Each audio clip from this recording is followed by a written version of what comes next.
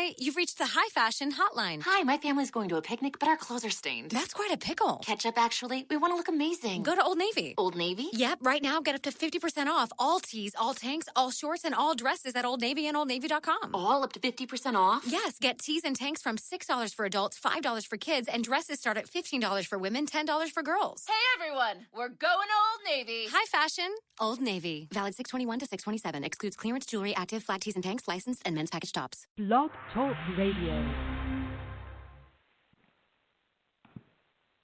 Rastafari bless and protect the woman them, you know. You know there's a lot of woman anthem out there. And I just a come here and I humble fly. Give thanks to life. This is my woman anthem. I sing this one for you. Beautiful you are. Barak is for you. This is my woman anthem. I sing this one for you. Beautiful you are. Barak is for you. Tell the woman them rise. Don't you go down inside. Pull yourself up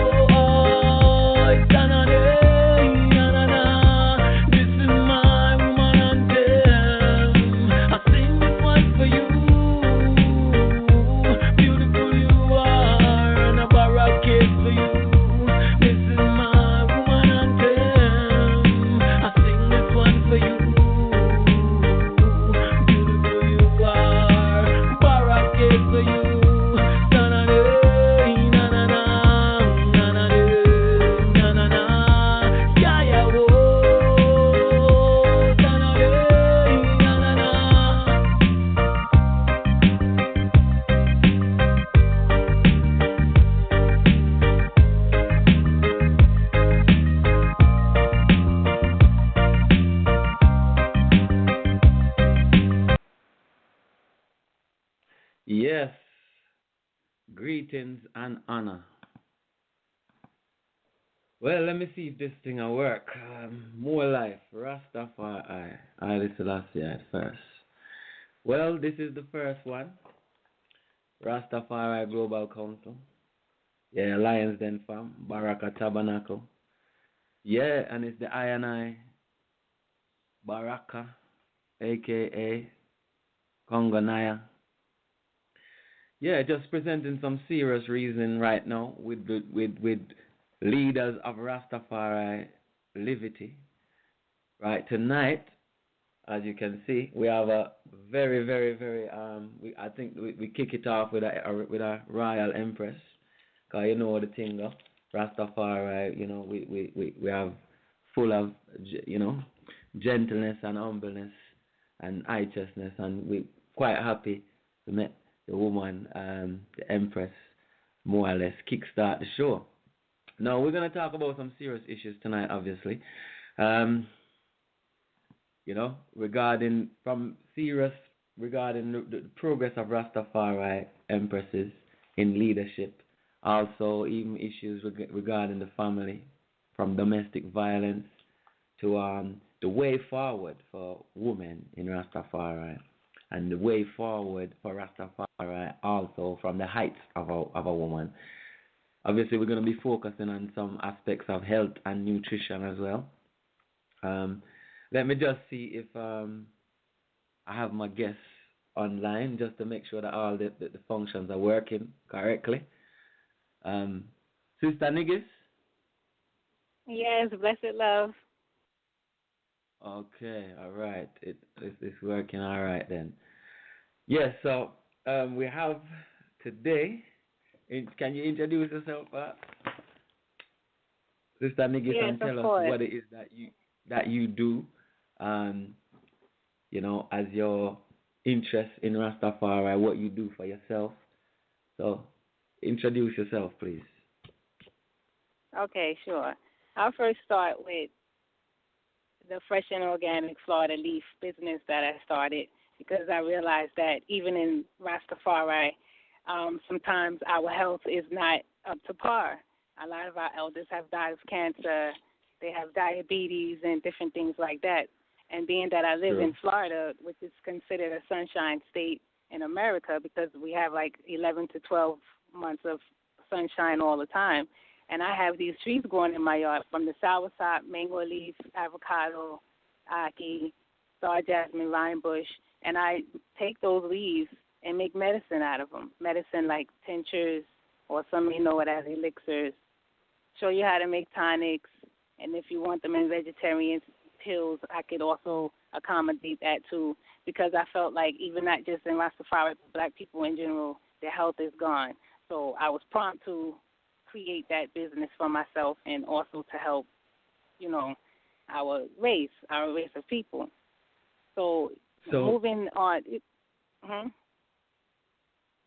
All right. Go ahead. I know you're going to tell me some more about what you do, but just for the sake of the listeners, some people might not understand. Can you explain what a tincture is, and why you choose the way of a tincture rather than the normal Rastafari way, where, you know, you get you know, well, we do have tinctures in Rastafari from ancient, like the herb tincture, but what I mean is, you know, can you explain what a tincture is?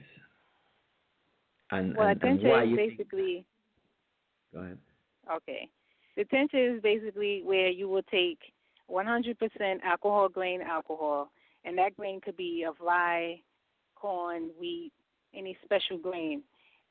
And you also may want to use maybe white rum or brandy. I prefer the brandy. And you combine those two, the 100% alcohol grain and the brandy, and you have your leaves, your dry leaves, soursop leaves, star jasmine, vine bush, whatever herb it is that you're trying to make a tincture out of, you have that soaking in this alcohol for 6 weeks or even longer. But 6 weeks is the max. And then you strain that off of the leaves that's been soaking for 6 weeks, and you have your tincture or your elixir. So it just depends what type of herbs you want to use, but that's the easy process. And the natural process is organic. Everything is from the earth, from the alcohol itself, although it's alcohol, but it's 100% 151 overproof. Where you go to like special stores to buy this type of alcohol, you don't just go to your corner liquor store. You have to go to like warehouses that sell these 151 proof alcohol grain. Okay. And I suppose you can also make a non-alcoholic one as well, right? Using your apple cider vinegar. Go ahead. Yeah, I can, but I prefer the alcohol because the alcohol also helps transfer the medicinal properties that's within the leaves throughout the body, so it can get into your cells and your tissues and do its job. I'm not saying alcohol, the vinegar doesn't do the same thing, but because I know how the alcohol works with the human body and transporting and transferring and things like that, I feel like using the alcohol as your basis is good. Because when people take NyQuil or over-the-counter cough syrups and stuff like that, it has alcohol in it. The same alcohol that's in that is the same alcohol that's in my tinctures, except I don't have all of that dye and chemical stuff that they have in the cough stuff. Mine is just real herbs. So this is one of your businesses, right? As a Rastafari woman, fill in the gap in what you see that Rastafari has started. So, for example, one of the first Rastafari tincture has been the herbs. So we sort the herbs in our solution, mostly white rum at the time, and bury that with couple pimento, seed and piece of clove and them thing there, and bury that for a couple months and come forward. And I will share with the listeners as well that exact tincture is what cured my asthma when I was a little youth, when no doctor couldn't help I and I. So me give thanks that you as a empress carrying on, expanding on the Rasta tincture making way of life. It is part of the Rastafari way of life, and obviously, I give due respect to hear that I carrying on likewise. I mean, I make my tinctures myself too, so obviously, impressed. My favorite tincture is the kola nut and the turmeric, to my liver. So that sounds so good. It's excellent. So I mean, carry on. I know your introduction of yourself hasn't finished yet. So continue, please. Okay, so that's the fresh and organic Florida leaf. One could contact me. I'll give my information later on in the show if they're interested in ordering or whatever. So we can move forward on to the radio. December 22nd, 2016, me and the next Empress decided to start our own radio program because there was an Empress named Nanny Mystic who was killed by her kingman through domestic violence. And that kind of hurt me because, I just didn't, not to say it doesn't happen because things happen, but I just didn't expect it to happen in a Rastafari household. And then the story behind it was just so petty and ridiculous. She didn't need to lose her life. So, me and the sister and it was like, let's try and do a program on it. I had asked a radio station there in London. They seemed to be with it and ready to do it when it was time to do it. It didn't happen. So that just prompted us to say, hey, we can start our own thing. And that's what we did. And we did our first program on domestic violence because domestic violence is not only creeping into Rastafari household, but it's been in a lot of our household coming up. I could give experiences of aunties and uncles fighting, my mom and her boyfriend fighting, or her and my dad fighting. I could give experiences of that. So, it's not just penetrated on Rastafari, but I was really hurt to see that, such a Irie-looking couple, a lion and a lioness, what could have got between that? Really, what could have got between that he needed to take her life? So Nanny Mystic is the reason why Real Radio Talk is even in existence, to be honest with you. I need to be doing things more in the light of her and, things like that because she's the real reason what pushed me to say, hey, let me just do my own thing because this is an Empress situation and most of the time Brethren don't relate. So Empress got to step up and do their thing, and that's what I did. Yeah, we give thanks and praise, for the Empress that passed, it touched my heart. And, domestic violence is something that we're going to talk about tonight as well. And, I remember when you you launched that program, and I definitely did send a big up for touching such a significant issue. Because if the family don't have love, if it's not love in the household, then obviously, there's not going to be much progress in the community anyway. So if tonight we're talking about the way forward, we can't ignore touching the family. And I do want to say, even a 3-second silence from everyone across the globe right now while listening to this, just in honor of that Empress. Yes, Natty Mystic. So yeah, indeed. And yes, you want to continue on your tell us some more about you. Right. So we're doing the radio, and yesterday made the 6-month anniversary. Since we've been ongoing nonstop, bringing some productive shows to the platform. We have some pretty good, strong guests, and we have a good listenership, internationally speaking. St. Kitts and Nevis, Jamaica, Ghana, France, UK, Russia. Okay. Austria, this France. is the real radio talk, right? This is real radio talk. Yes, real radio talk. Okay. And so far we have 1,666 listeners. It should be higher, in my opinion, but I still give thanks for the 1666, that 666. Okay. Yeah, 6-month anniversary, 666 inside the listenership. Yes. And you were you came on the show a few times and blessed up the platform and brought some heavy knowledge, to Real Radio Talk. So we also got to shout you out and give thanks for that. Well, it's always an honor. And, remember, this show is also about working in unity amongst Rastafari. So, cause I want everyone I talk to on this program, I need to know where the mindset is on unity. So obviously, a bit further on down in the program, I'm going to need to know where you stand in unity, because obviously I'm ready for unity. If a Rastafari like that. Go ahead. No, I'm sorry, I didn't mean to cut you. Go ahead. No, I was just saying that I inviting I to touch the show and reason on some topics that I do know very well. It's an honor. And it's an honor to work in unity, As we say, it's good and pleasant. Unity is good and pleasant, And to be good among ourselves is obviously good and pleasant. And that is definitely what Rastafari is projecting. And I'm specifically targeting the leaders. People, when I say leaders, I mean people who go ahead. It's not about people who stand up on people's head. We know the right definition of leader, like as in the words of His Imperial Majesty. It doesn't mean dominion. It's those who go ahead and walk ahead and do the thing, right?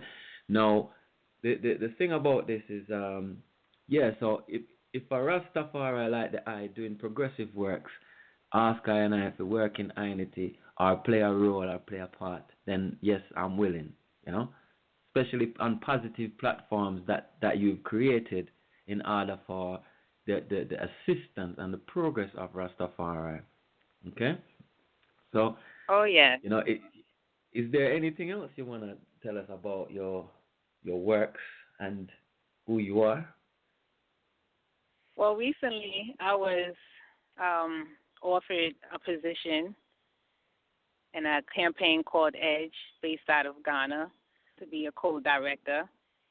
And of course, I said yes, I accept, because it's all about unifying, And the director or the CEO, I guess she'll call in later on when she has time. She said she can probably she'll give more information on the campaign, but I can just give a little brief dialogue on exactly what I'll be getting into and the type of projects that I'll be involved in.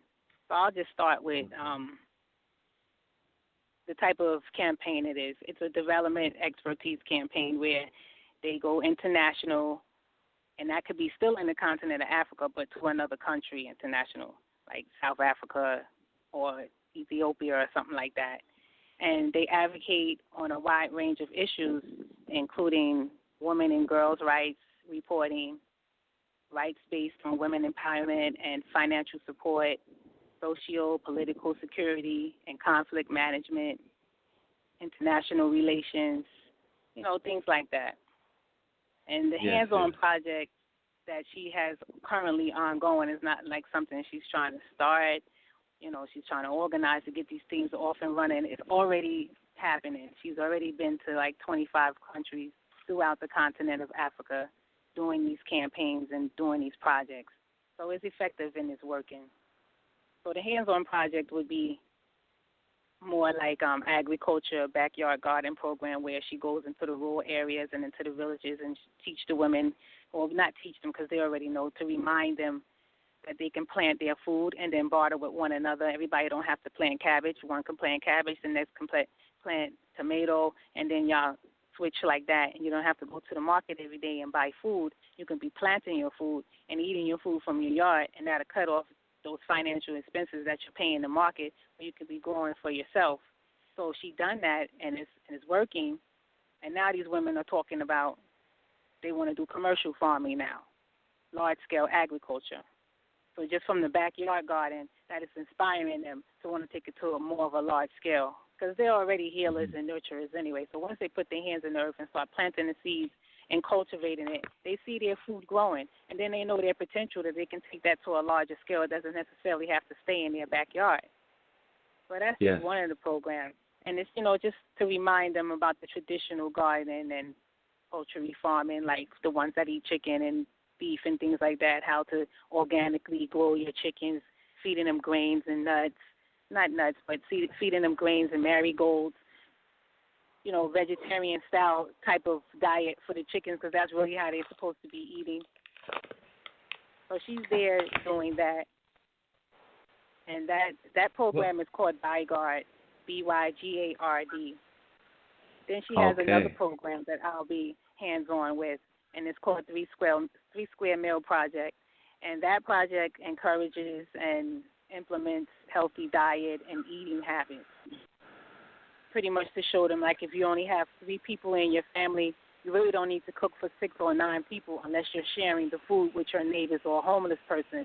But to cook for 6 people when only 3 people is eating, and then you don't eat it again the next day, you end up wasting it, or you'll give it to the animals to eat.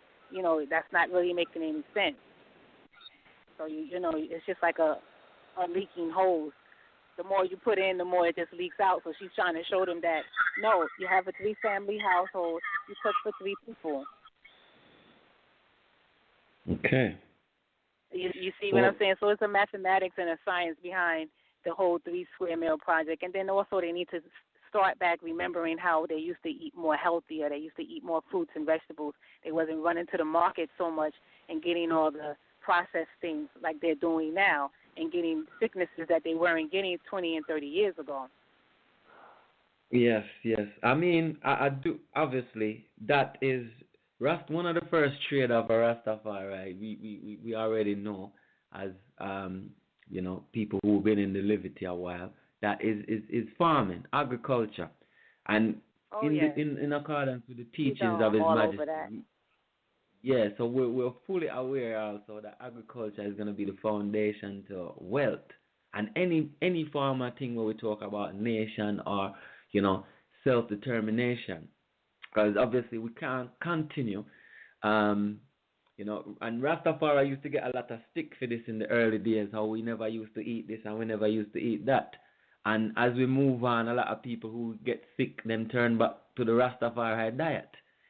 And Rastafari being a success system and moving forward in today's world, we would have to still carry agriculture, as still the foundational trait of Rastafari. So I give thanks for that word sound, and that is true leadership, working and continuing the one of the main trades of a Rastafari, one of the foundation. It's like a standard trade throughout, being a farmer, agriculture, ITIL, and eating without eating the preservatives that cause enough of them blood pressure, and even one of my family them have a stroke, and it's through the food and these preservatives were in the food why we do always I get sick. And what can we really do in life without your health? So it sounds positive to I and I still. Is there any more your works you want to share with us? What you do? Yeah, well, there's another project that I'll have hands on. There's maybe like 4 or 5 different projects, but I just jotted down 3 important ones. So there's the next one called LWUS Stand Project. And this project empowers women skillfully to give them a secure financial support and sustainable development in Africa. Oh. So now what they'll be doing is, one could say, I'm a seamstress. So that project is there to help them exercise that seamstress talent and that skill, and then turn that skill into a job. Okay. So it's more like a job training, workforce skill, and all-in-one project. Right. Because they all have something to offer. Trust me, talent and skill. A cook, a seamstress, a hairdresser, the farmer, whatever. Is there something an African woman is going to know how to do? So that project is to gear them into businessship, building an economy for the business that they are trying to create. You see what I'm saying? Yes. And it's like employment creation as well, so that, and that's right. The employment creation is going to be important in moving forward, because if people can't work and make a living, then it's going to cause us to be in distress and in a position where man don't want to be in. I mean, I actually share the opinion that one of the main reasons that enough of our children go astray to do crime and these things is because we never created a means of employment. We never show them a way that when they leave to earn their own money. Yeah, how to earn their own money in a positive way. How to start a business, how to utilize the skills they have, and what rather than otherwise they're gonna turn to. They're trying to hustle. They're going to go out there and see an easy way to make money, and it's quite obvious what they're going to pick, right? And but that is another trick for the youths, them, because obviously, they're going to lose a lot of them life, either them life physically or them life spend them life in behind bars, So obviously, that's a very positive project. Still, it's on to I and I. That sound well up full, and we give thanks to sisters like you take an active role in assisting in these projects, so that our people can have a more in-depth community, a community that is more active on several levels, So. Yeah. So is there any other things that you want to... I actually want to add something, because I know that you are, you're more or less a professional, an expert at women's health. And, I try to be. You've submitted a couple of writings to the RasTafari Global Council, I remember, several years ago. As a part of our RasTafari 2.0 project, giving information and bringing information from some of the RasTafari intelligentsia.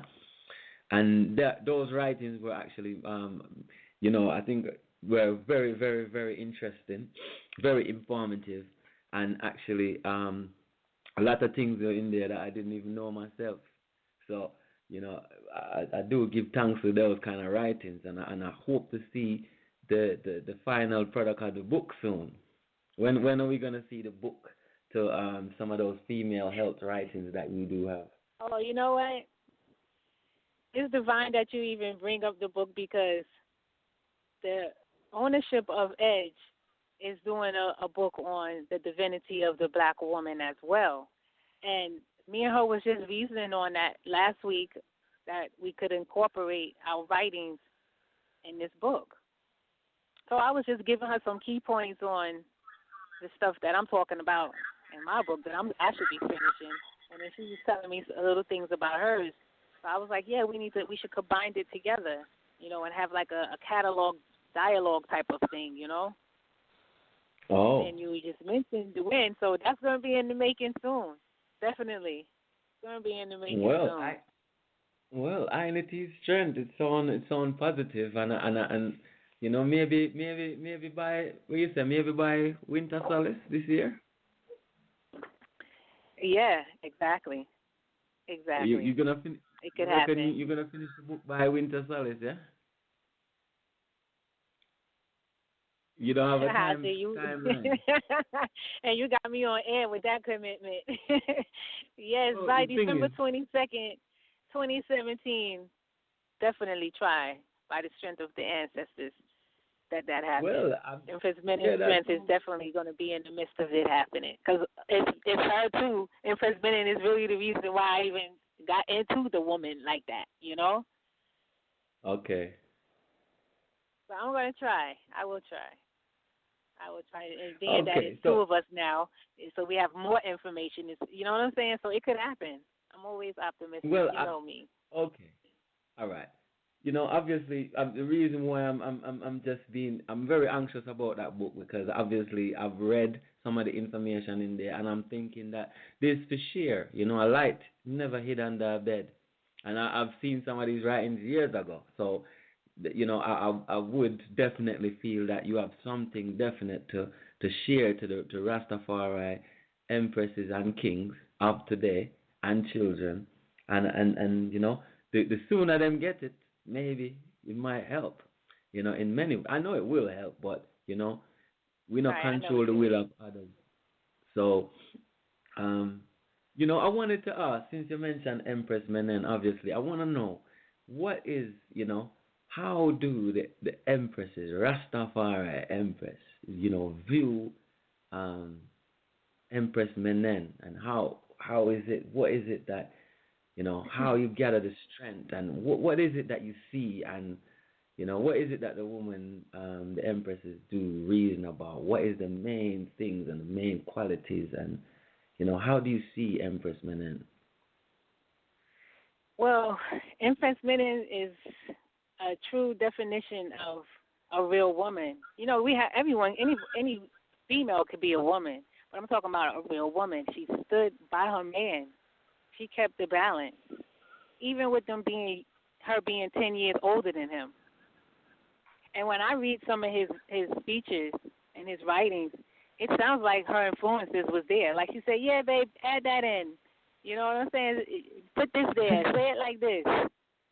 You can tell. You can really tell by the way she speaks, how he speaks, sound alike, but just worded in a little different way, whatever the topic may be.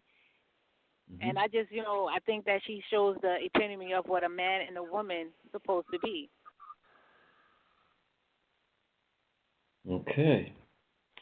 So tell us some of the works of Empress Menen and how her lineage.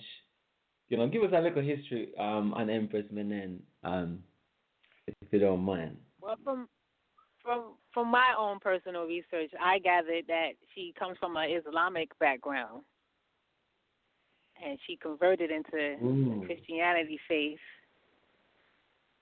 per marrying King Selassie. Okay. So just I didn't know that. Yeah. Okay. So what is her correct title? How do you say the name of Empress Menen? Title and full name. What is it? I gravitate to Empress Menen Asfar the First. Okay. Because, like I said, she has the Islamic background, but Asfar is more on the Islamic side in vocabulary language than it would be Ethiopian. Okay. No, all right. You see, All right. So you have some guests But that's people coming address in. her differently. Yeah, people Go address ahead. her differently, and that's fine. But Empress Menon, as far the first, that's what my soul connects to with her. And the other names too, don't get me wrong, but I always, if you notice, like the Facebook page I have in honor of Empress Menon is spelled Empress Menon as far the first. The Facebook group, that's just my vibration with it. I don't want to debate and argue with anybody over, oh, no, her name's supposed to be this because after this her name changed to that, blah, blah, blah, blah. You can have many names. Come on now, as we coming up, you have your barn name, you have your nickname, you have a name that your auntie call you. You know what I'm saying? I have like 4 or 5 different nicknames growing up. But everybody knew that name was me, Yeah. I'm feeling it. But Now, I don't want to. I want to. Mm-hmm. Go ahead. I wanted to touch. No, I just saying I don't want to make it seem like it's a name issue. No, I want to touch quickly on the Rastafari woman now. Like, what is her interest? What is it that what does she think? What is her what how does she what does she think her role is? What is it that she's thinking? What is her interest? And then I'm going to ask you about then I'm going to answer that. I'm going to ask you about the issues that Rastafari women face, and and then we'll go into the domestic violence. So if you can tell me about the role of the Rastafari woman, what is she thinking at the moment? What is her interest? What has she been observing regarding the Rastafari liberty, especially considering that a lot of kings are a bit bold and talkative and loudmouth, and the woman might get outshadowed sometimes. So I just want to hear, what is it that the woman is thinking? What is the Rastafari woman thinking? What's she interested in? What is it that she is? What are her issues, and what does she say are the solutions, and what's the way forward from the perspective of the Rastafari woman? Well, she's definitely seeking balance, and for her king man to be there on all levels, and I think that's missing. I know that's missing. There's a lot of empresses that are raising children by themselves, and the brethren has moved on and doing what he's doing. Okay. So she's seeking that balance. She's seeking that father, mother household, the family, because that's what Rastafari represents. That's what I see when I see Selassie and Empress Menon. I see the family foundation. And anywhere throughout Africa, that's what you're going to see, a king and a queen and a family and a community. Okay. So that's what she wants. She just wants that king man to be just as faithful to her as she is to him. Unless they have a polygamous overstanding, and then that's different. That's their household, that's their personal business. But if they're, if they're husband and wife, baby mother, baby father, whatever, you living under the same roof, there's supposed to be a family unit vibration moving in that household.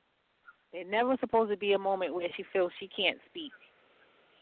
Because if she speaks, he's going to get offended because he's not into the stuff she's speaking about. Like Kemet, for instance. Some sisters relate to Kemet, their brethren can't. He's not into Kemet. Well, Some I think sisters I are lost into Kemet. our host. Huh? Indeed. I mean, well, I think the host will come back soon. But that's significant, It's just to hear that the woman is interested in her family. Even if you think from, the most women, across the world, maybe, especially in cultural areas like in the Caribbean and stuff like that, women do grow up, thinking about their family from even before they're teenagers, I think women probably females probably mature quicker than males a lot of the times. Because sometimes when you're younger, when the boys them hear about marriage, they run. When they hear about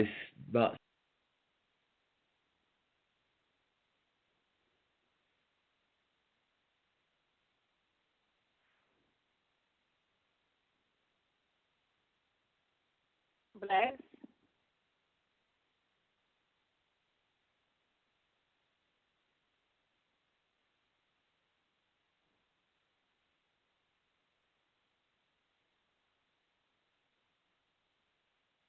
Sounds like I'm not connected, but the line is still running.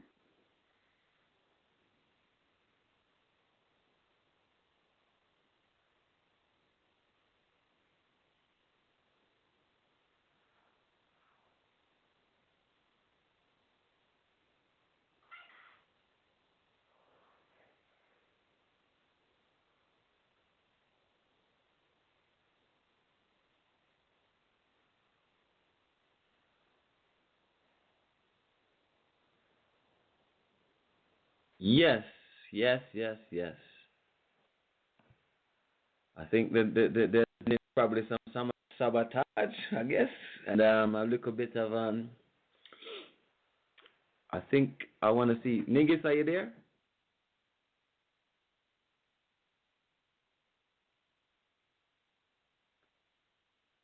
Nigis? Yes, I'm here. I don't know if my mic is on. Rastafari bless and protect. I'm here. I think my mic is off.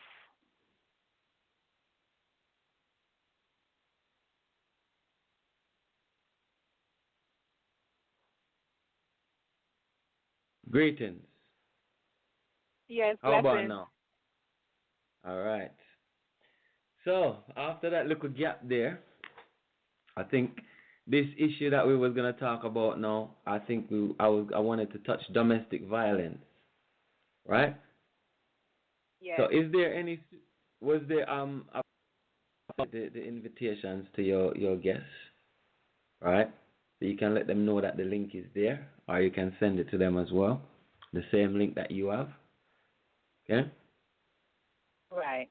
I did. One of them just told me that. So now that it seems like the internet is down. She wasn't able to connect, so I think she's going to just call in. Okay, no problem. All right. Now, since there's been a gap in this audio for some reason, I know I might have to download it and cut that gap. But let's continue, especially for those who are still tuned in. Can you, talking about domestic violence, I know you did a program on it as well. So, can you touch some of the main things that came out of your program, and with the panel that you was reasoning with, some of the main things that were discussed, and especially we really want to talk about solutions. But obviously, let's just touch what the situation looks like out there, because this is a very under discussed topic, and I think that even this topic there has to be a high level of education on it, a high level of understanding, and a high level of monitoring to ensure that, especially for Rastafari people, that there's no errors in this. You've just told a horrific story regarding a Rastafari empress that who's been killed by her kingman, and I'm sure that there's probably more stories like that, So, can you tell me what's causing this thing? Why is it so common? Not only among Rastafari, but obviously this is the Rastafari Global Council, and this is a Rastafari works I and I deal with, and a Rastafari interest I and I deal with, because I know that Rastafari people have a heart to work on behalf of, the liberation of all Africans, and also, the good of all humanity, So I do recognize that it's not only Rastafari, but I want to talk about, the issue. How did it arise? What's really happening, and what are some of the recommendations that I can suggest? Domestic violence. what's really happening. There's a lot happening. A lot of times, people get into relationships, I would say, for the wrong reason. And when you do that, you create a chaotic atmosphere for yourself. And over time, it festers, and those little evil intentions and emotions build up, and they build up over time. And when there's that breaking point, that's when the domestic violence happens. Because for Nanny Mystic's situation, just to make this clear, I didn't even know who she is. How I knew who she was is that her death was posted on the Facebook. Hold on for a second. Yeah. Imagine that. The issue of domestic violence, you know, we have to understand. It's a thing, we're not going to pretty up this thing, because I want to talk about domestic violence in a raw way. You have to understand, an empress get killed. An empress get killed, and some people out there right now, even listening to this program, I do it. And I know. Even the people and where I listen to this program and I do it, I want them to listen keenly, because you must find your way out. And I know that the problems in the world are going to be fixed by our self-cultivation. You know, like when people sing songs about be the change you want to see in the world. You know, I want to see people doing better from this moment. You know, especially Rastafari. Come on, the leaders, Rastafari, yeah, people, yeah, and people who go around calling yourself by that name. You know, there has to be some stamp and some seal and some wordiness. You know, the day a person decides to call himself a Rastafari, yeah, the day that they connect with this levity and this way of life, and these philosophies and ideals that I and I create in our liberation, in our step towards liberation. Now, there's certain things that we can't tolerate any mistakes in. Certain things that we can't tolerate being called around the Rastafari name. Right? So, really and truly right now, touch it for me, please. Let me know what it is that was discussed. What are some of the main issues? Why it has started? And then we go into how we can solve this. Yeah, so that's basically some of the gist of what really be happening is with the domestic violence. And a lot of times we're not mature yet. We think we are, but we're really not. And we do things in a haste, don't wait, and all those different things. And then the woman might take off in her career, like in Nanny's situation, and the husband will feel kind of vexed and jealous behind that. Instead of unifying with her and adding on to, you know, what she already started and got going, he's evil eyeing her. And that shouldn't be there in a Rasta household.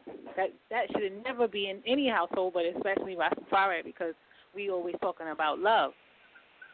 And this is your woman that you have children from, and yet there's jealousy. I don't get it. And that led to the domestic violence. It said he was very jealous and very possessive. So that led to him killing her. Okay, so you have problems. So I'm not just coming up with a hypothesis. I'm talking about something that happened. This is not a theory. Yeah. I'm talking about something that really happened. He was jealous. And I didn't think that Rastafari will take it to such a degree to be jealous of your own woman that you have youth from and everything.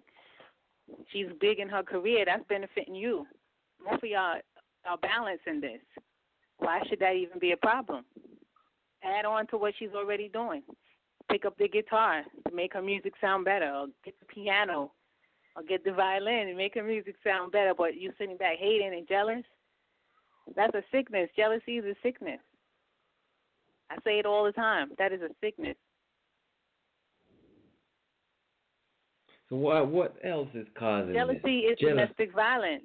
Jealousy is domestic violence. Malice is domestic violence. Envy and hate. Evil-minded people, that's domestic violence. Because domestic violence doesn't just start with slapping somebody, and that's domestic violence. Domestic violence could be verbally. You don't literally have to put your hands on someone. Yes. Anything pertaining to violence. Yeah, the they context put of names in front of it. It's still violence. They put domestic. They put this type of violence. It's still violence. Violence is always the last word. Whatever, how many words they have in front of violence, violence is always the last word. So it's still violence. I mean, yeah, you have domestic violence has a wide definition. To be honest, yes, indeed, and domestic abuse, and it does stem from to issues such as arguing, and then again, I think that also, and a lot of the time, some of these things happen right in front of the children, and this is where all the time. That's when it gets funky. When the children is listening, then you really want to go off now because you want the children to hear how bad one another is. So you're saying that even with children around, it's fuel even more. Yeah, they get more hype because now they want the children to see. The mom wants the children to see dad is bad, and dad wants the children to see mom is bad. So they're both cutting up in front of the children. But when you talk to the child, oh, mommy and daddy always arguing, I can't take it. They don't care about neither one of them. So while they're trying to impress, snatching the child away from one another because of their personal issues, the child is still analyzing it on his own. And he might be forced to go be with mommy or daddy, but he still got his own definition and analogy of what he's experiencing. And then when you talk to most of the children, and even grown-ups that experience that growing up, what do they say? They always argue. I got tired of that, and they would argue over nothing. I know it. So, yeah, that's definitely an issue. It's a problem. So you're saying that we're missing, the parents, are missing the impact that their lack of cultivation is causing on their children, their next generation. Oh, yes. While they're trying to win the child's heart over, all they're doing is giving that child an opportunity to make a sound decision and see both of these parents is crazy. A lot of times the children don't want to go to the mother. They want to go be with the dad. And the mother get mad and say, no, you're not going to live with him. You're going to stay with me. Instead of letting the child go live with the dad. Not to say that you got to listen to everything your children tell you to do, but if they're telling you that they want to live with their mom or their dad, you got to honor that. You got to respect that because that's gonna determine his behavior in school, his behavior throughout life. You know what I mean? He's being forced to do something he doesn't want to do. He's going to be rebellious all the time. That's not going to be a happy child growing up, okay? And he's going to get rebellious. Trust me. Well, I mean, yes, I think we can make it clear to anyone listening that yes, arguments, throwing abuse at each other in any form is going to have a significant impact on the child. Yeah? I mean, it's something that we should keep in our awareness, obviously, right? And as you said, pointed out before, I think a lot of arguments and things start by petty, simple, petty things, which, all the while, especially for us. I was a contributor to the petty arguing. I'm not going to lie and act like I'm all perfect and I can analyze the perfect relationship. I was just like that. That's why I'm able to tell you where a lot of this stuff comes from. Yes, true. Likewise. I mean, the thing about it here is about growth. We have to be able to grow, and we have to realize, like Marcus Garvey said, we have to learn from the mistake of others and not just always go and make the same mistakes. Like if you can see that how the development of domestic violence, and you can see that it's caused the ruin of families, it's caused children to who are affected by this to choose gangster life, to choose rebellion, to choose not to learn, because a house that is having a lot of arguments, obviously the child now go on to learn nothing. He's not gonna feel comfortable when he even say mommy and daddy link. You see? So Yeah. I mean, to be honest, let's just get to the point, because it's wherever it starts from. You know what the problem is? We act like. Let me tell you what's another problem. Another problem is we act like just because we're not together, we can't be beautiful parents. We can't be excellent parents. Some of the best parents are divorced parents. Okay? Let's be real with it. Some of the best parents are divorced parents. We don't even give it a try. You immediately want custody. You immediately want this, and we don't even try to make it work. Say, okay, we're not going to be together. We over that. Well, we got to have some type of understanding and respect with one another so these children can grow up healthy and say, well, at least my mom and dad didn't do this and they wasn't together. And you're supposed to be able to feel comfortable with your children around his woman and vice versa. He's supposed to be comfortable with his children around another man, because you have to trust and know that she's not going to put her children in harm's way. And the woman has to know that too. But there's always that foolishness. I don't want my children around that B. I don't want my children around their children. It's always that. Mm-hmm. And that creates a domestic violence too, because a man will get fed up hearing you talking about you don't want to be around his children, or you don't want his children coming around yours and their brother and sister. You rather them not know each other and then be dating when they get older because they don't know they related. Then let them know who they are. You don't have to know the mother and be her friend, but the children, they want to know who their brother and sister is. I know I always wanted to know mine. So parents is still immature. Like I said, we're still immature. We're not growing up. Broken households for over these 30 generations has really messed it up. Really messed up the black household in general. So domestic violence is just like the newspaper. It's like the newspaper being delivered at your house every day. You know that that's going to come every day. So you know domestic violence is going to strike a black family some way. Mm-hmm. Yes. We have nowadays women are beating the man up. Excuse me? I said nowadays women are beating the man up. Mm. So can you? So you tell him, all right. Women are beating the man up. Yes, they are. Right, because often, in with domestic violence, and then call the police and tell the police that he hit her. Because in domestic, when we talk about domestic violence and domestic abuse, the mind automatically goes to the male role in this, because obviously the male is said to be strong and these things. So, and usually, it's quite more. I'm sure I don't have official statistics before me at the moment, but I do safely think I can say that a lot of the domestic abuse have been mostly attributed to men, right? And obviously, for you to say that, women are playing a physical role, not just using, women have a lot of, words they can use. Like a woman can backchat easily, better than a man 10 times, yeah? So, we know that exists, but with a woman physically attacking a man, and beating him up, or even just giving him a slap and him get irritated and him retaliate. These things are serious issue. I mean, it can't go on either way. Whether the woman started or the man started, it can't. It's not supposed to happen, right? So, why do you think the woman reached to that stage that she start to lash out? Probably even without being... Right. Are you hearing me clear?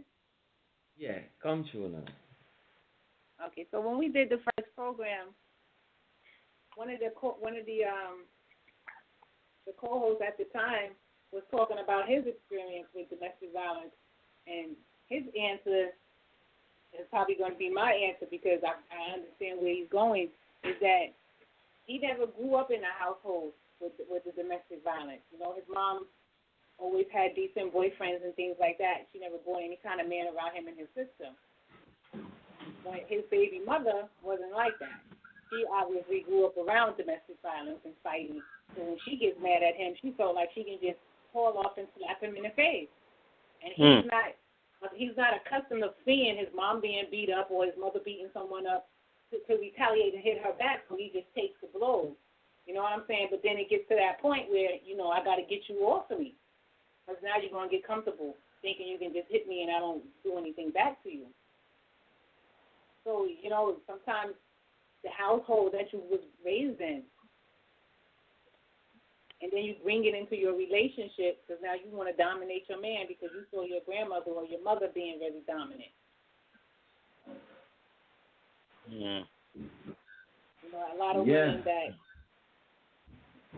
that come from old school teaching, they're very strong-minded and very strong-headed, and their daughters grow up seeing that.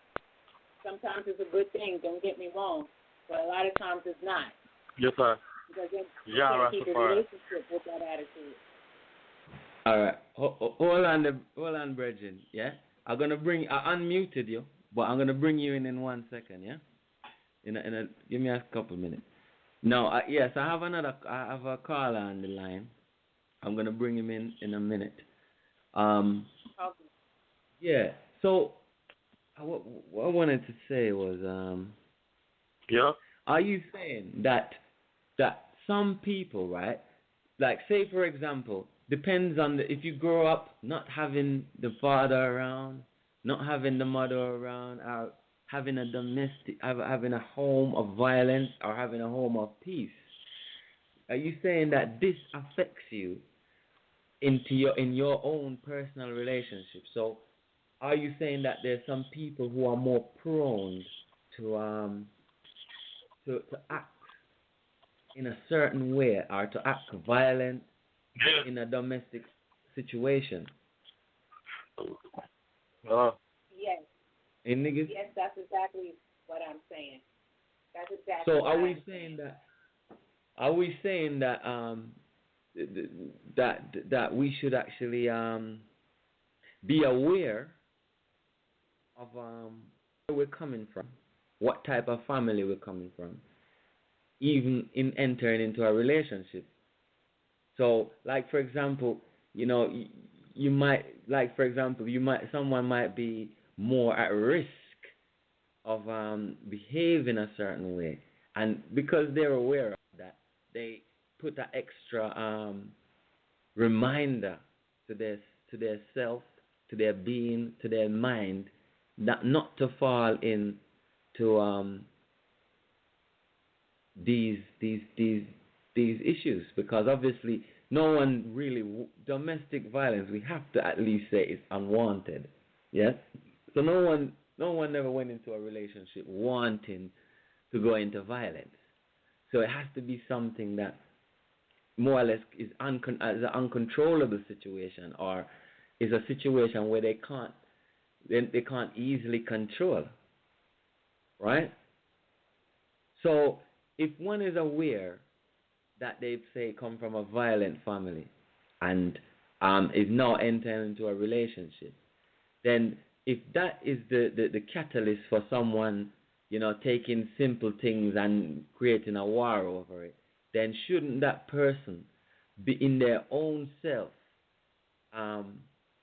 check their own self and be a little more vigilant in their own behaviors and set reminders in their own behaviors not to act in the way how they've probably seen their own parents act? Am I making sense to you, niggas? Yeah, it's perfect sense. Perfect sense. And I totally agree with you. I do. Okay. I mean, the caller has gone. I hope you call back in. Yes. Some of them can't wait. They want you to open their line immediately when they appear on the switchboard. They don't understand that it's a program actually running, so you Can't wait. You can't wait. It is what it is.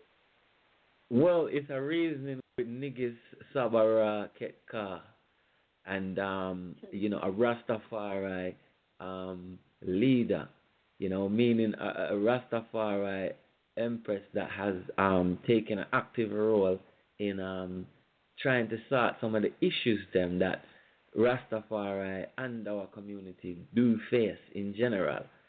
So obviously we need to hear your version of events quite speedily. All right, like how we are cut on time.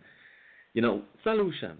Cause wherever it starts, whatever cause it, what a catalyst, it will definitely take more than a little piece of this program here to touch this. So it's a big, big topic.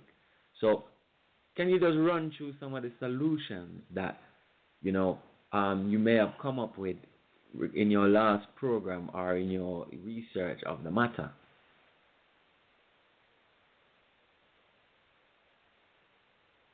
I think that to find solutions with that whole domestic violence thing, you just have to know. Can you come a bit closer? No. I think you sound a little bit far. Okay. Go ahead. I think firstly, both sides need to know themselves. They know what they're getting into in the relationship. And any little baggages that's being brought into the relationship, if they can't be talked out and sorted out and it keeps repeating itself, then don't feel ashamed.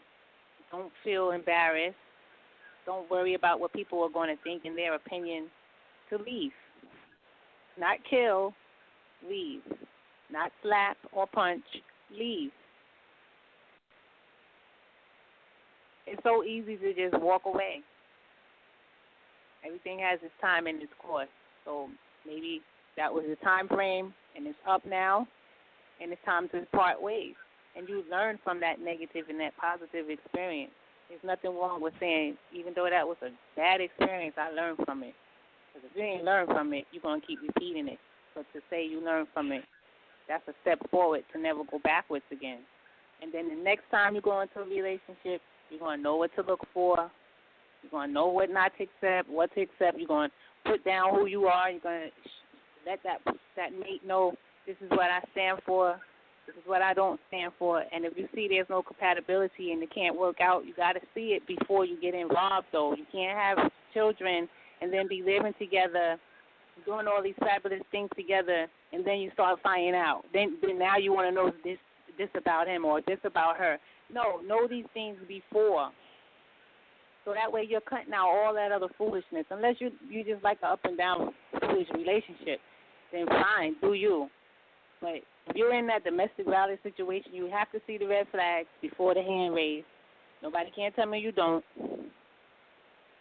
Because if you don't see it, then that means you ain't in tune with self again, so you got to get back into yourself. So that way you can see when something is harmful for you and be able to detach away from it. Because there's nothing like loving yourself first. You got to love you first before anybody can say, I love you. They got to see you love you, too. And I'm not a relationship expert, but I just know from personal experiences. I have 2 children. Now I have 2 granddaughters, So I've been in relationships. I understand it. I know how it goes. I think everybody been through a domestic violence, small, big, whatever. You tussled a little bit. You fought. You did this, All right. But more than often, though, right, the thought might come to the person to leave, but because of maybe some investment in the relationship, maybe children or, some kind of investment or some love or some emotional attachment, they choose to continue. They say sorry, and someone say, and then it's waiting for the next issue, right? So wouldn't counseling be a option, or say family intervention? Say I think probably happen in relationships where like say for example the woman doesn't have a strong connection with her father, and our uncles and our brothers, you know, who because maybe some men actually do take advantage of that. And maybe also maybe on the flip side where you have a good man and a woman who is a bit you know violent, then maybe family intervention can mean that you have couple aunties and things have a reason with her and make her know, listen, it's a good man, you see, him never raise him auntie you and think why you know just or give her a reason from another perspective, you know, some kind of counseling or some kind of family support, you know, might be help to alleviate things. So maybe like uncles and we should be interested in one another's life then, because then if our uncle should know if your niece then with a man or something, then you visit, pass through, let them know you love your niece. Dads look out for your daughters when they're married. Don't just say, yeah, she married now and she has sorted herself out. I think and grandma for visit and everybody to invite you around for dinner and so that and if anything happens then obviously uncle have to come around and show and nephews and have to come around and show support. It's not always just come back and beat up the man or whatever, but come and show some support and so see issues before them happen, because remember some are way more experienced, some uncles and moms and grandmas who's been through it and probably know that their child would be prone to it because that's what they see. Why not continue? Because being a grandparent don't mean that your thing done. Don't mean say you can go up and obviously you get more freedom, but you're still a parent, right? And you know the life that you have exposed your children to.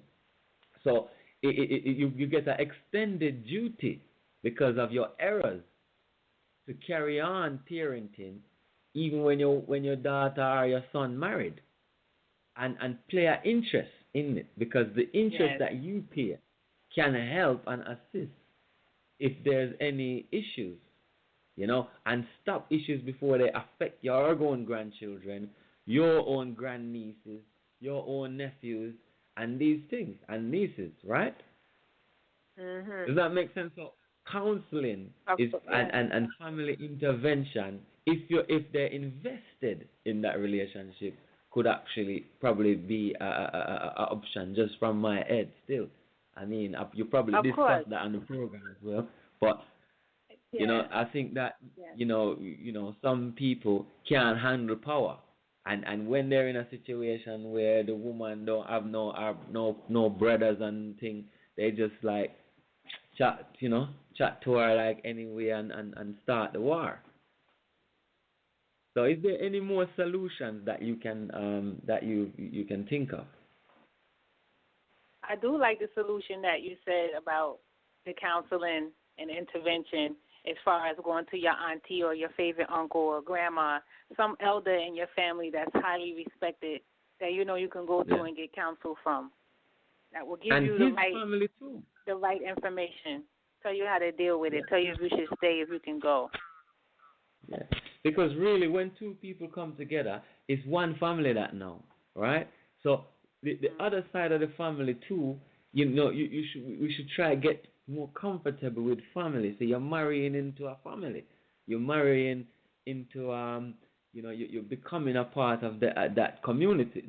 So it'd be good for everyone to try to build a relationship with each other, so that we can have people speaking out and giving an objective view and intervening.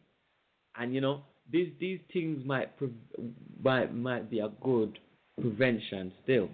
The more I think about it, and I think that some of us might do these things naturally, but some of us who don't, it's just us to put that in,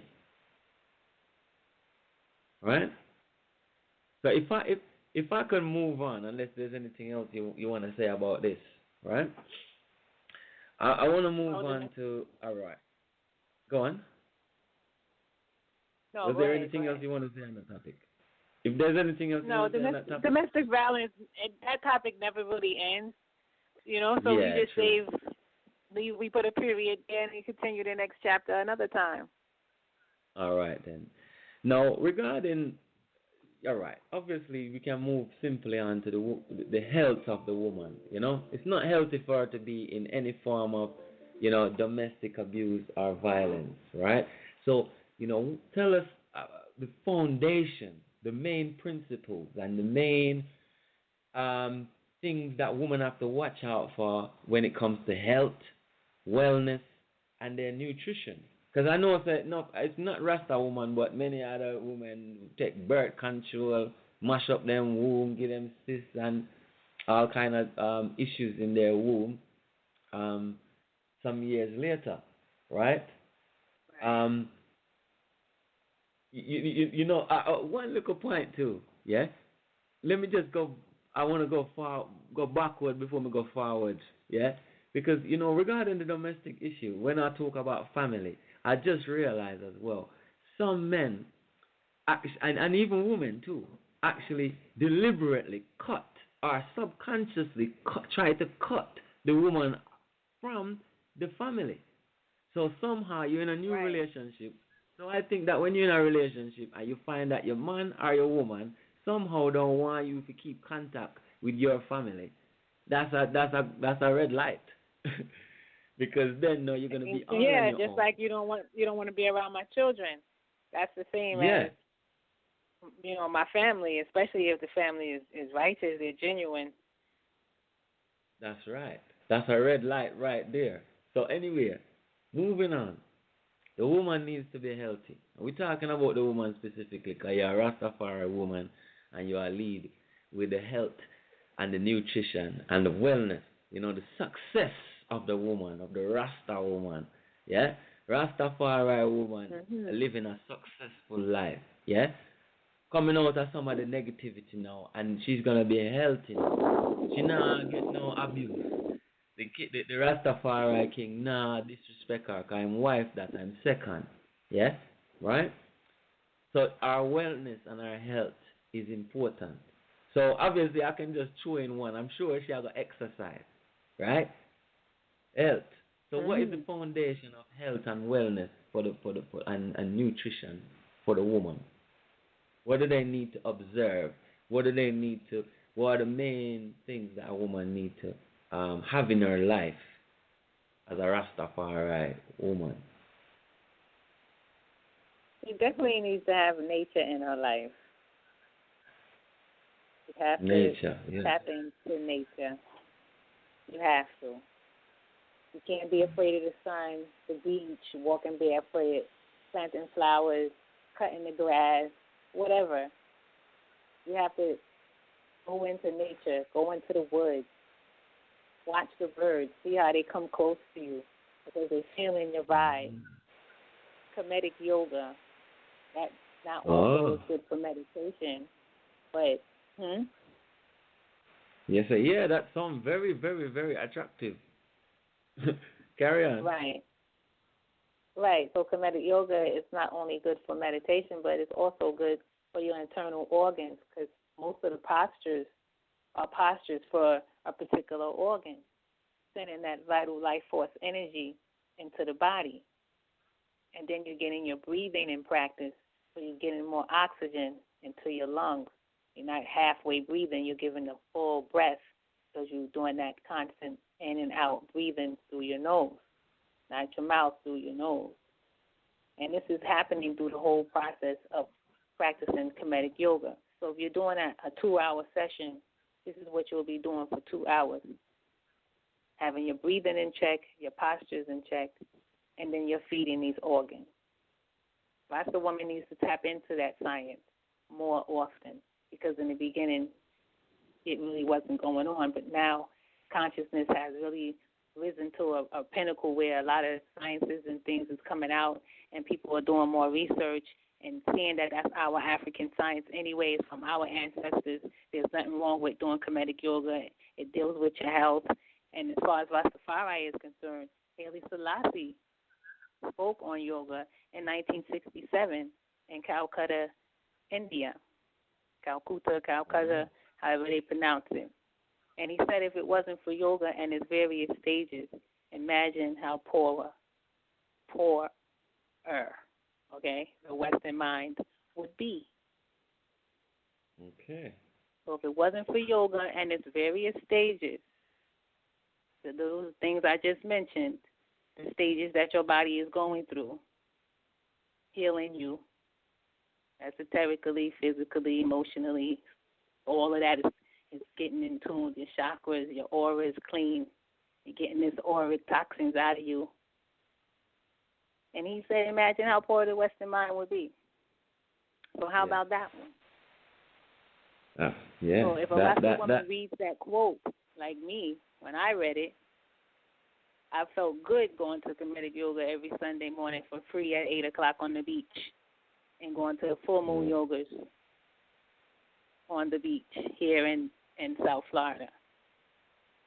So I'm getting the best of all these worlds. I'm getting the best of all worlds. Yes. Haile Selassie, not because I read him saying that made me do Kemetic yoga, because I was doing it before I came across that. But in the process of me starting Kemetic yoga and reading what Haile Selassie said, it just confirmed to me that you're doing the right thing. Don't worry about what no other Rastafari want to say, that's pagan, blah, blah, blah. It's about your health at the same time, getting your mental capacity in tune. Because we are not in sync like we're supposed to be. Our frequencies are very off. People are vibing on a very low frequency, even though they rocking red, gold, and green, red, black, and green. I don't even want to get started on that, but I'm just saying we need to rise up our vibration as Rasta woman and as a black woman, African woman, Ashanti woman, whatever tribe you want to dedicate yourself to. That woman needs to be risen up.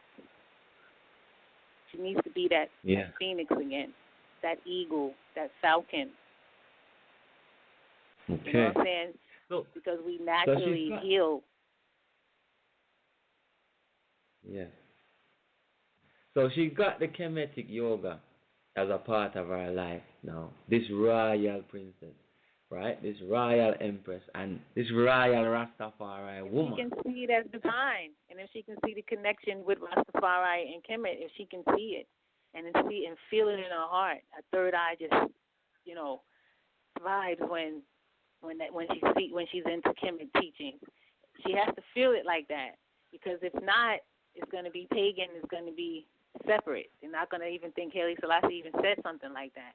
Because I say it to a lot of people, and their eyes get big. I know they think I'm lying, and I can't carry the book that I have when he said it all the time. So I'm just like, okay, well, I don't know what to tell you, but he even took pictures in front of the pyramid. Will that help? When he had the shades on in front of the pyramid smiling? Come on. He even said that his lineage is older than David and Solomon, okay, from Ori.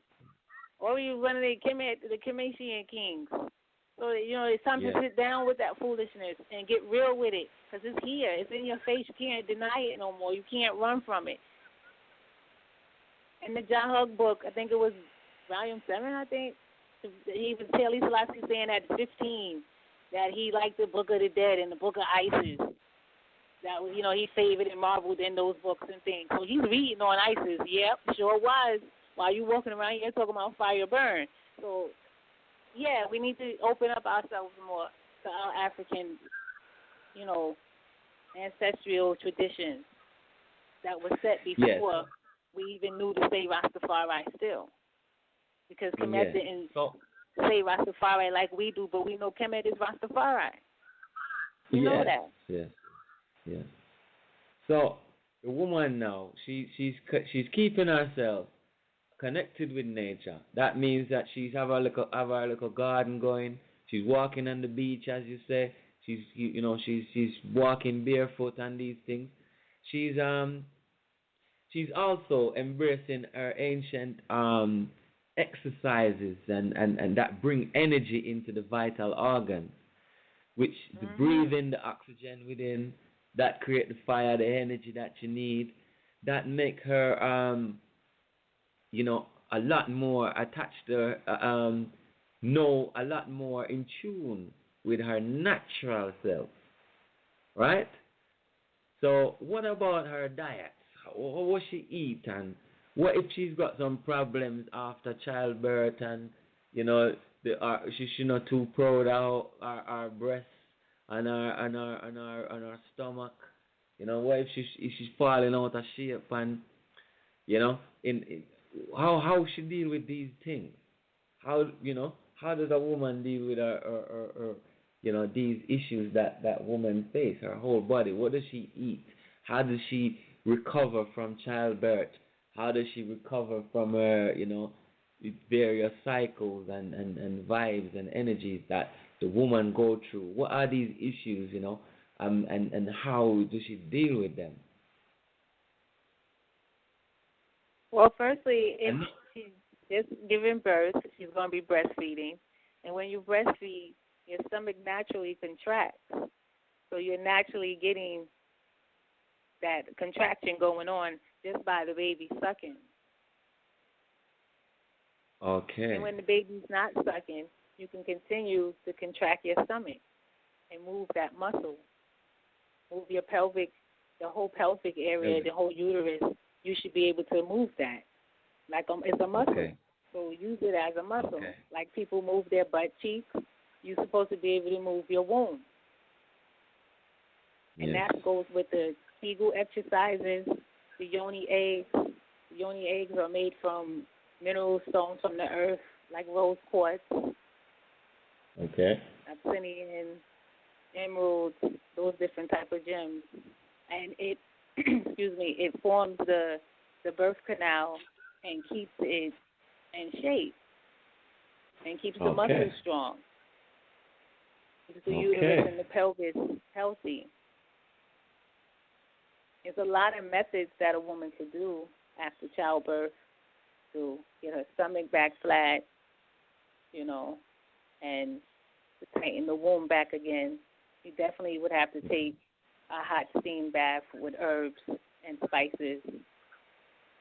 And it's like you sit over a hot steam tub, and the steam is going into the vagina area, and it's cleaning out the womb. So you can have herbs like sage, frankincense and myrrh, rosemary, thyme, parsley. You can make up your own little herbal blends, or you can order from some sisters. Sometimes I know that they make their own herbal blend, and you can order it from them. They have like a goddess blend and things like that. Yeah? Yeah. So can the sisters contact you, yeah?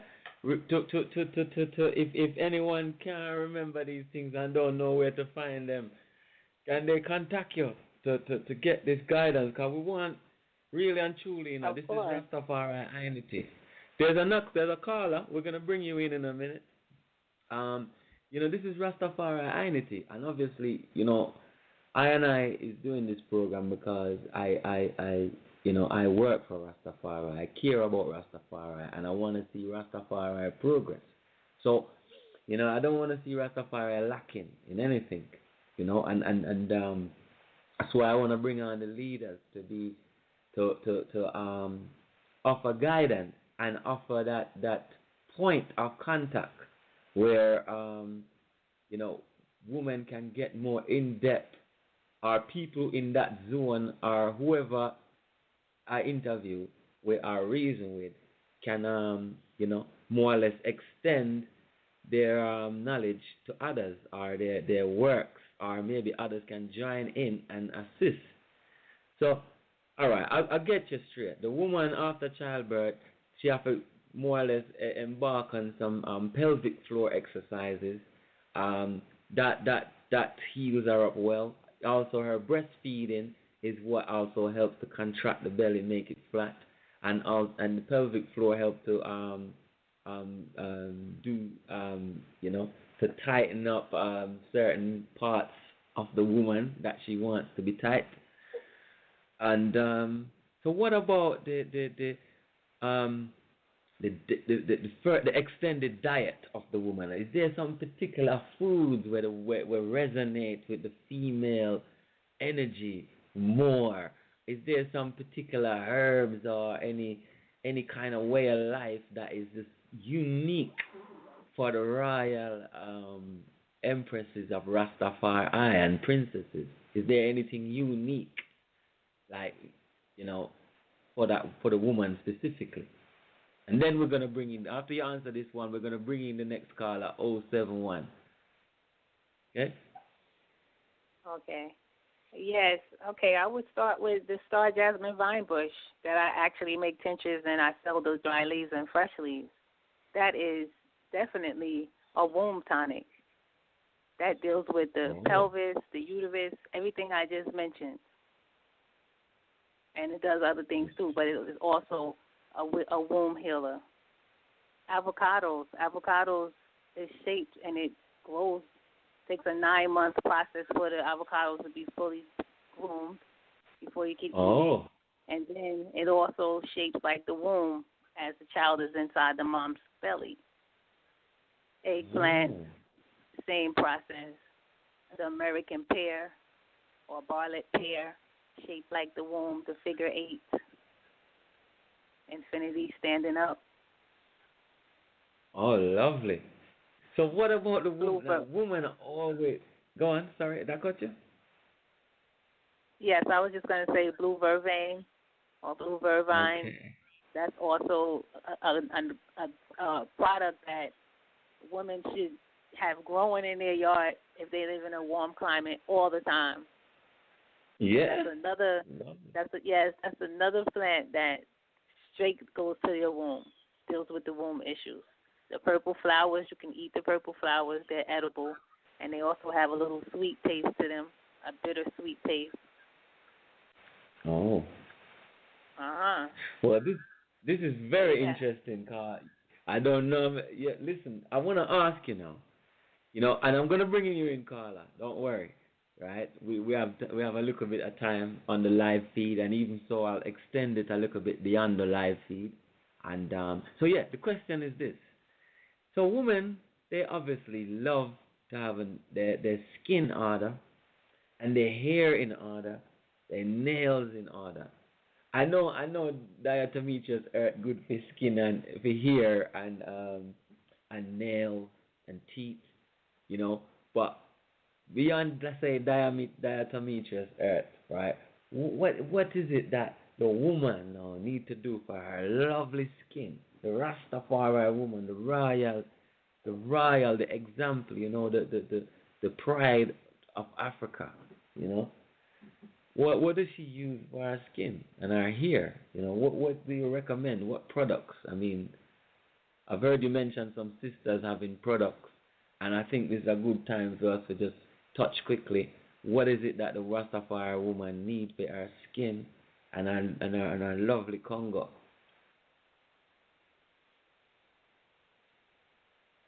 Coconut oil, rosemary oil.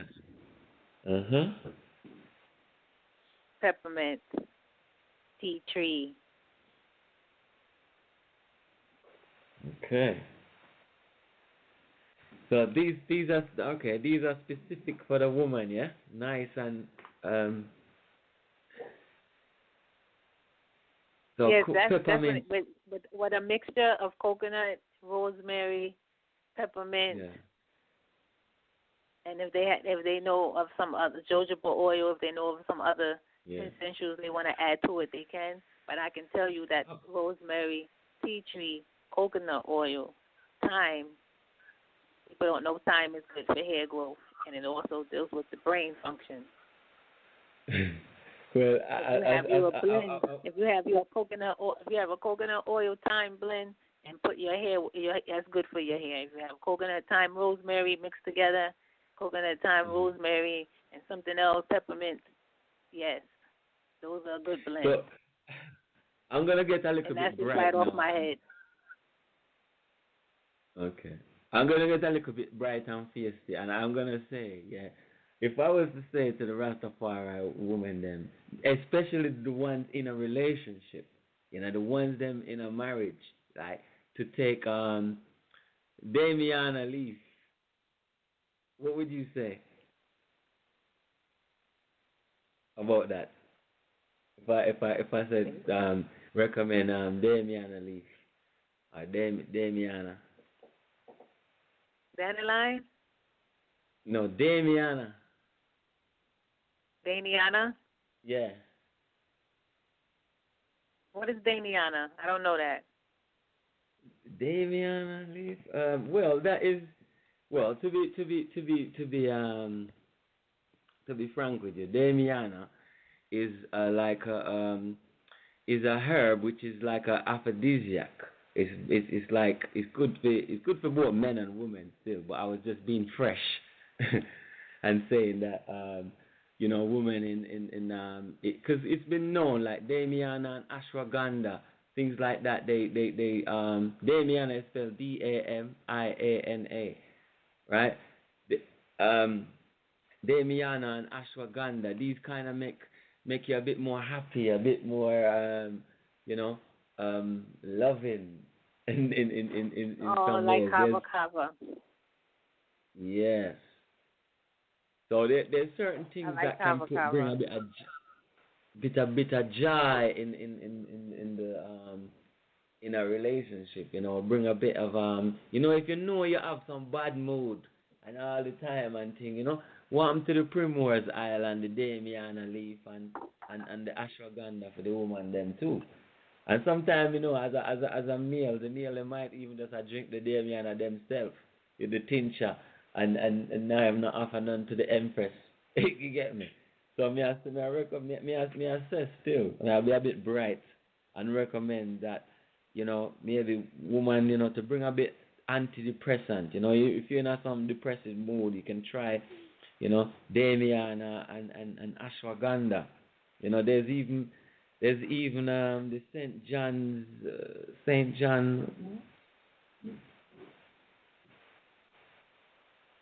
What is it? Saint John something. But yeah, I was saying Saint John's what? Saint John's. I can't remember the other herb, but anyway, Saint John something. Is it Saint John's what? Yeah, St. John's wort. Yeah, I think so, yeah.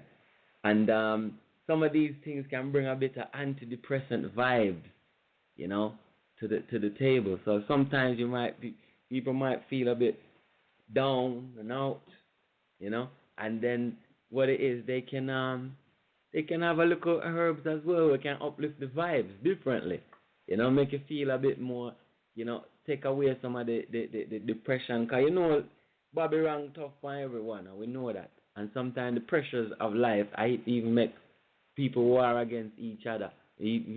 Cause some of the domestic violence too, right? And so when we getting all down in mood, I think sometimes it's a good thing to take out some uplifting herbs and some herbs that give you good vibes, But that's just my little 2 pence still. in the woman's world, and I think some men would probably, some of the kings them would probably appreciate it, if the Empress would have some of them herbs that will uplift the vibes and the energy. You know what I mean there? Oh well, you see, the star jasmine vine bush does that. It puts you in that calming, sedative type of state of being. It's different from when you smoke marijuana. You got that feeling. But when you're drinking the star jasmine vine bush, it's even double that feeling of if you think you smoked a herb or something. Mm-hmm. Because it just puts you into that state. It puts you in that state of being. The soursop leaf, it does the same thing too. But star jasmine vine bush, I find to have the most effects on what you're talking about. Mm-hmm. Okay. Well, I recommend that all the people who've been trying to call in and never get a chance to say something, I recommend that now is the time to call in. We have only 5 minutes left on the live feed, basically, and unless they log in before this live feed finish, then obviously they won't have a chance to log in again. But before the live feed's up, I want to talk about what do Rastafari women think about organize and centralize. I mean, that's been a long standing thing that Rastafari overstand that is our mission. Like it become the forefront, since His Majesty visit Jamaica and reason with some of the elders. And obviously, in our own self-realization, we know that, united we stand, divided we fall. So if Rastafari is in a state of disunity, obviously we shall fall. So what I'm asking you is, how does the Rastafari woman, view this organized, centralized energy, vibes, slogan, rhetoric, or how do they view it? I view it as something that we should never give up doing, but we really need to understand what organizing and centralizing is. And we can't keep talking and no action. We've done a lot of talking. We can talk for hours. We've done it. But if we're not putting that into manifestation and actually making those plans work, then we're just going to be another generation of talkers and no action and creating different organizations and doing this and doing that, but still never really getting to the point. So it's time to just get to the point, and that's where I know me as a Rastafari woman and Rastafari sister that I know feel the same way too. We really need to organize ourselves more correctly than what we're doing. We need more sister circles. We need more unity, no cliquish circles, talking about real unified unity. So now we got a socio-economic partnership going on with one another, and we seeing our money circulating and our businesses is circulating. We're creating more businesses upon other businesses, like a bubbling effect. We haven't got to that mindset yet, evidently, but I know we can get there. Never say never, but I feel like we need to start soon. Because we're drifting more away the more we just sit around and keep talking and don't do anything about it. That's another reason why I started the Real Radio Talk too, because maybe that could bring cut that gap and bring the bridges together. And then as we network and ones are meeting each other, and you never know. And I'm glad I did because I'm meeting ones and making links and stuff like that. So it's all a blessing in its own little disguise, but we got to do bigger than that. That's just Blog Talk Radio. We're supposed to have our own airwaves. Like when you're in the car driving, you hear the radio. We're supposed to have our own community centers and our own hospitals and libraries and, conference meetings that we hear, meeting up like sisters. Queen Mothers is in the house. Priestesses is in the house. All right. From comedic, comedic priestesses, Rastafari woman priestesses. It's just all love. It's black love. But we're not even operating on that frequency right now. We're not. Only a small few is. So I'm fine with the small few that is. I'll just magnate myself to the small few that is. I have my light no matter what. If it's not meant to be, it's not going to be. But I know that there are other ones out there that is of like mind. And we're going to attract each other. Light's going to attract light. So we're going to do it. It's just probably going to be on a smaller scale, and only a small few are going to see it and benefit from it and be able to be pleased from the results. Are you willing to commit to Rastafari Unity? Of course. I've been doing it ever since. Everyone is, to their own little degree. We all are. That's why we getting discriminated in dealing with it. You know what I'm saying? That's why we still doing what we're doing and dealing with it. Regardless if it's going to stop us from getting the job, we're going to burn our herb because that's Rastafari. Most Rastafari burn herb for their own sacramental reasons. Well, sister, I'm telling you, it's been a joy reason with the eye, and I'm gonna invite you to come back on this program at a later date. I'm going to check up on how the book is going, and I want to check up on how the networking is going with Rastafari women out there. And we have about 20 seconds. Can you just throw out your email or something, some kind of link so that, my email women can find. It's simple. Yes, it's simple. Happy Media, HAPI Media @gmail.com. And I'm also on Facebook, Nigist Saba, a.k.a. The contact number is 305-791-0709. Yeah. That's how you can find me. Well, that sounds excellent. I think the program has ended. I think that this program is ended. I don't see any more time left on it. So, big up yourself. So what happened to the caller? The caller them keep dropping because we put them on hold. They keep dropping, so the caller them gone. And I don't know if this is still recording. So it doesn't look like it is. Yeah, it's so still I think recording. Well, I don't see any dials moving. It's still recording. No one can call in. That's the only difference. Okay, so in wrapping up, is there any issue that, like obviously, Rastafari has been facing problems, the family has been facing problems, and the community has been facing problems in unity. Is there anything that gets to you, and that really you can see as a very serious issue that's probably causing majority of the issues that we face? Is there anything that you really touches you that you might want to mention now on the air? I mean, yes, that's a book. That's a whole book right there. That's a book in itself. Please, so much slackness, please. But I don't want to sound like I'm sitting here judging. No, man, just burn the fire. The eye is taking leadership, and I want to hear straight up. You understand? Because obviously, if the leaders and the current who are educated in Rastafari don't speak and say boldly what they consider right and wrong, then there might be a little bit of confusion. Some people might think, yeah, I can do this and I can do that. I can be slack. I can be a little bit this and I can be a little bit that. So tell us straight what it is that the higher say. All right, I just feel like all the musicians, all the ones that have a finance to start investing into having our own farming, whether it's going to be in the Caribbean, Africa, we can have a network going on. It doesn't matter. It can be in both places. Pool our money into the right areas. That's going to benefit us as a nation of people, no matter where we are in the world. Because the Chinese and the Indians and the Asians seem to have that down pat. Okay? They seem to know it. Okay.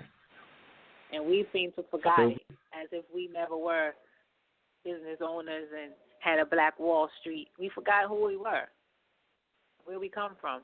Okay. Because we don't have that mindset that they had back then. Yeah, exactly. Keep so, it. Yes, that's definitely it's supposed to circulate in our community. So you're saying that it's supposed to circulate, our economics must circulate in our community quite a few times before it even leaves. At least 6 or 7. Yes, at least 6 or 7. Because in the Jewish community, that's how much it circulates. Okay. All right, that sounds like a wrap. And true, me don't know if it's a recording. It might as well I just end it right here, niggas. So, I did one point that you mentioned though about slackness. Stop the slackness. Yeah, so you can see that some people have stepped across the boundary and maybe degrade the woman and speak in a certain manner and address certain things in a certain way that the woman them find slack and out of order. So I guess that message them I gotta just echo it and make on the RGC radio with Barak speaking, just to make everyone know. So listen, the Empress them don't like the slackness, and them don't the real wife material. The Empress them Rastafari woman, no too love the slackness, and them want the item to just be more mature about the thing, and be more upfront with the thing, and be more royal with the thing, and I hate that. So I'm respect and honor to the woman them, and niggas, more life. I'll be checking up on you regarding Rastafari Unity and regarding your progress in RasTafari Organize and Centralise, and also the progress of your works and that book. All right? Yes, give thanks. So thanks for joining in, yeah? And give thanks for having me. Blessed love. No problem. Bless. I'm out, people. Rastafari bless and protect the woman, them, you know. You know, there's a lot of woman on them out there. And I just a compare and I humble fly. Give thanks to life. This is my woman anthem. I sing this one for you. Beautiful you are. Barak kiss for you. This is my woman anthem. I sing this one for you. Beautiful you are. Barak kiss for you.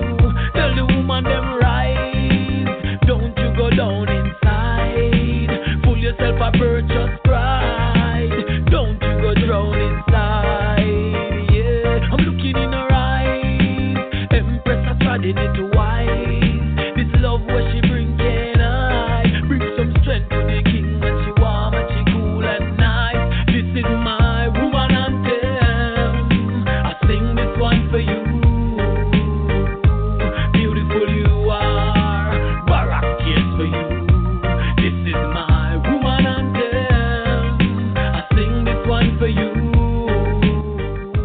Beautiful you are. Barak kiss for you. I know you get a bad name from them Bible. Them the woman.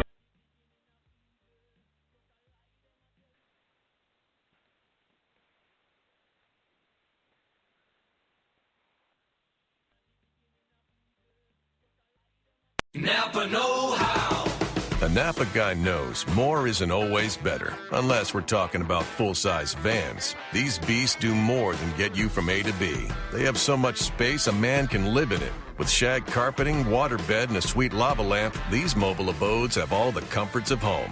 With quality parts and plenty of Napa know-how, you can keep the original tiny house running longer, stronger. That's Napa know-how.